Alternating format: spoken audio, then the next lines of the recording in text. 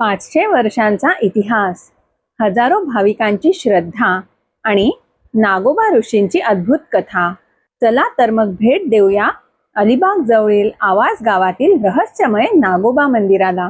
आज आपण आलो आहोत अलिबाग तालुक्यातील निसर्गरम्य आवास गावात. आवास म्हणजे देवांचा वास असलेले ठिकाण.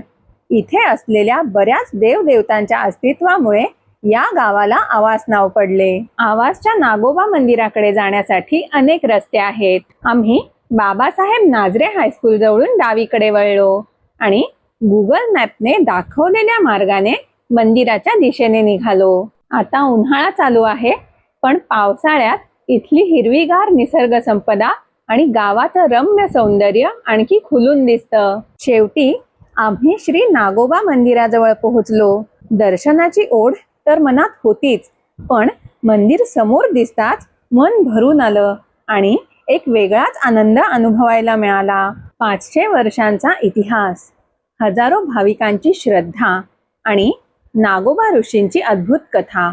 चला तर मग भेट देऊया अलिबाग जवळील आवास गावातील रहस्यमय नागोबा मंदिराला. हे जे आपल्याला पाठी दिसतंय हे नागोबा मंदिर आहे.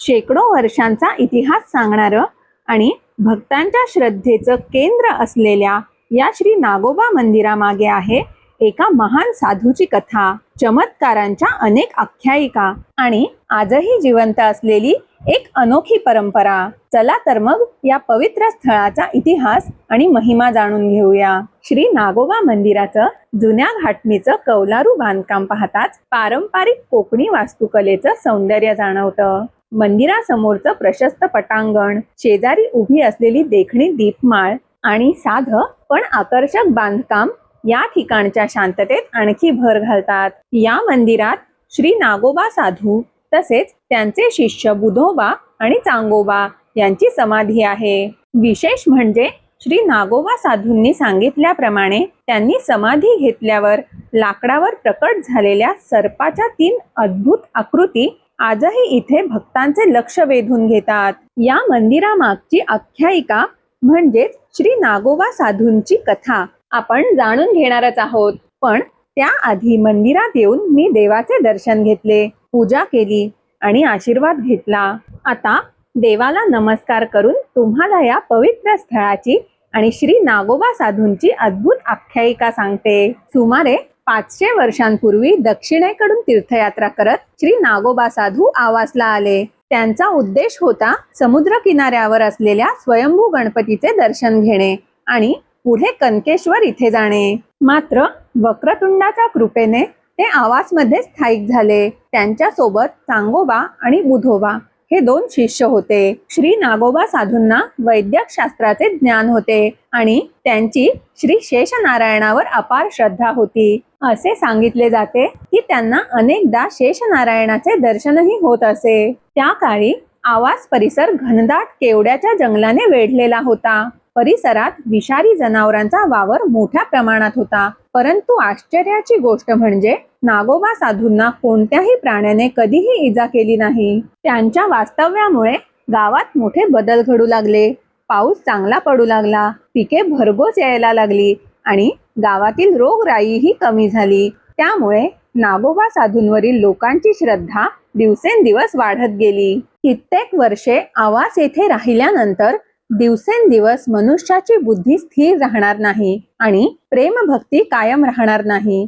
या विचाराने श्री नागोबा साधूंनी समाधी घेण्याचे ठरविले. त्यांनी ज्या ठिकाणी वास्तव्य केले त्याच ठिकाणी समाधीस्थ होण्याचा निर्णय घेतला. पूजा अर्चा व नैवेद्यानंतर प्रसन्न होऊन त्यांनी भक्तांना आशीर्वाद दिला आणि सांगितले की त्यांच्या समाधीतून लाकडावर 3 सर्पाकृती ठसे प्रकट होतील. त्यांची जो कोणी पूजा अर्चा करेल त्याचे दारिद्र्य दुःख दूर होऊन तो सुखाने नांदेल.